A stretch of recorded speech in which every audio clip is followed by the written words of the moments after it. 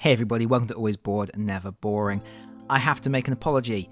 I'm going to talk about Warhammer Quest Cursed City again. That wasn't my intention. I had a completely different video queued up to go today, but Games Workshop have made another community post on the Warhammer Community site, and we have some honest to goodness, solid information about rules mechanisms to talk about. This is what I've been waiting for. This is what I've been excited to hear. So obviously I have dropped everything to talk about it now. The article in question is talking about a brand new mechanism introduced for Cursed City, which is a kind of levelling up system where as you progress through the game you acquire new skills. And while that is the main focus of the article, they have also shared the full character sheet for Calathis the Exile. So there is a lot to talk about here. First of all, let's break down this character sheet. We have the Executioner Sylvaneth Hunter Calathis the Exile. And we can see it's a pretty similar layout to what we have come to expect from the Warhammer Quest games.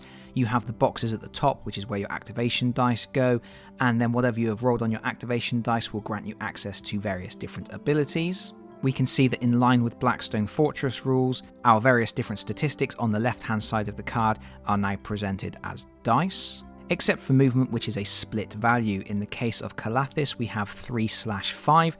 I would assume that the first value is a walking distance, so if you use a dice with a value of 1+, you will get to move 3 spaces, and then the second value would be a run value, so you could discard a dice with a 3+ to move 5 spaces instead, enabling you to conserve dice for other actions rather than movement. Our Sylvaneth has an agility of D12, her vitality and defense are both D6.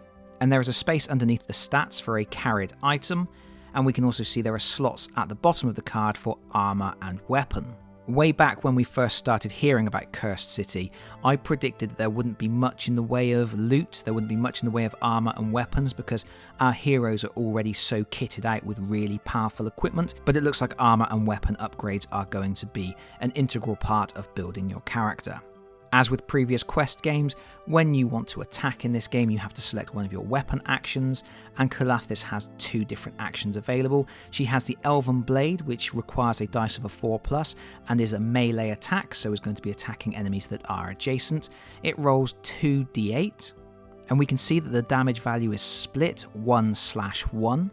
I'm not entirely sure what that means, but at a guess I would say the second value is how much damage you cause if you roll a critical hit. For example, if we look at the Winter's Call attack, which is a ranged attack using 2d8, the damage is split 1/3.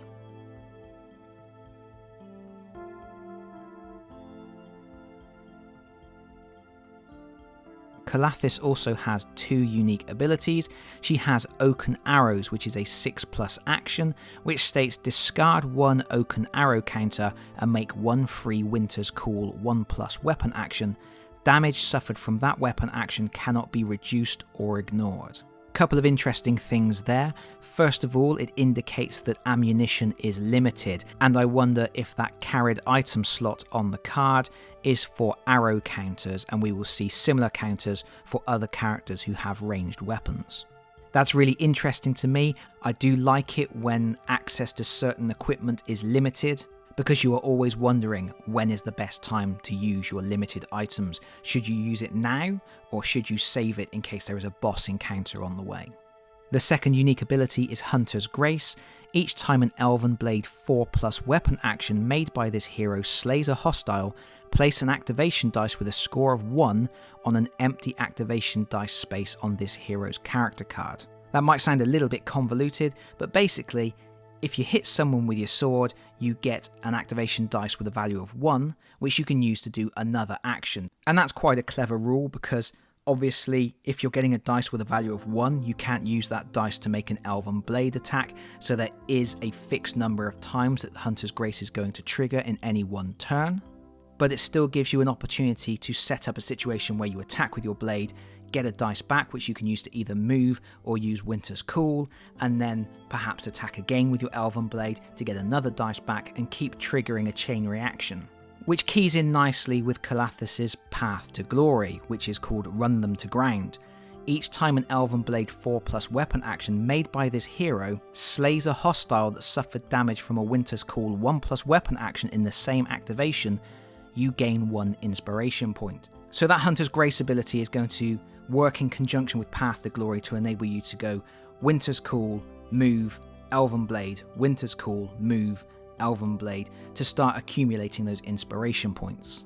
So there's a lot of information packed into that character sheet, and I think it gives us a good indication of what we can expect from playing the game. I can already see how these unique abilities and weapon actions are going to work in conjunction with each other, and the most effective ways to use this character. But this article does much more than show us a character sheet, because it also talks about this new leveling up experience system, which is keyed into traits.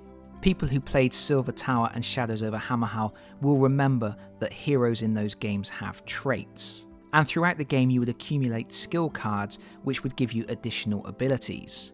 Many of those skills would have a basic ability that anybody could use, and then an advanced ability that could be used by anybody with a matching trait.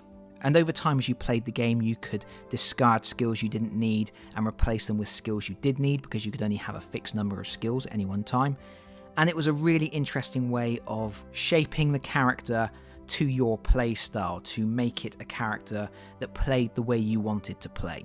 But it seems that traits are being used slightly differently in Cursed City, and this time we have a more fully fledged advancement system, but perhaps one that railroads your character a little bit more than the previous games did. Because each character gets a trait, and there are 4 different trait types available. Kulathis is an executioner, and that appears to be like the rogue class. It has high damage output, but is also about mobility, ranged attacks, keeping out of danger. The second class is Lore Masters, which are your magic users, and then there are Blades, which will be your fighters, and Stalwarts, which will be your tanks. So each hero will have one of these traits, and they will start at level 0, which means that trait is not giving them any additional benefit. But when a hero successfully completes a journey, and they are using journey here to mean a mission, so I think that's how we're going to be referring to missions in Cursed City. We're going to be calling them journeys, much like in Blackstone Fortress the missions were expeditions. Regardless, a successful journey will enable you to level up your hero. And there are 5 levels to go through, and each level grants you an additional skill, and those skills will stack. And they have shown the trait card for executioners. We can see that at level 1 they gain the ability Quick Reflexes.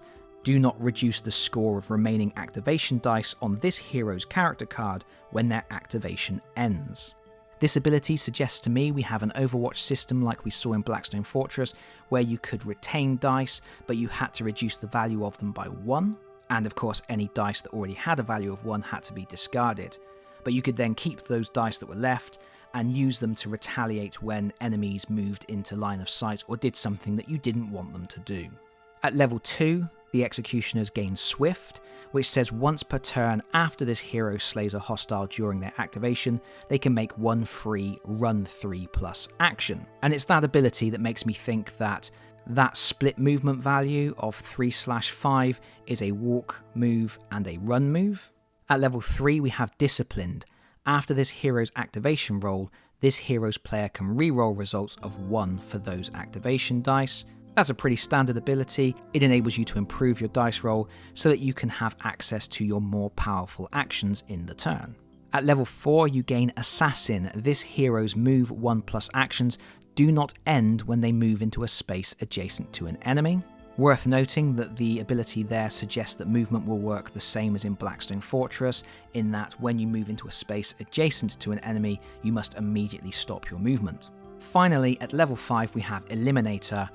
Add a d6 to each of this hero's weapon actions. So really, just a buff to any attacks that this hero makes.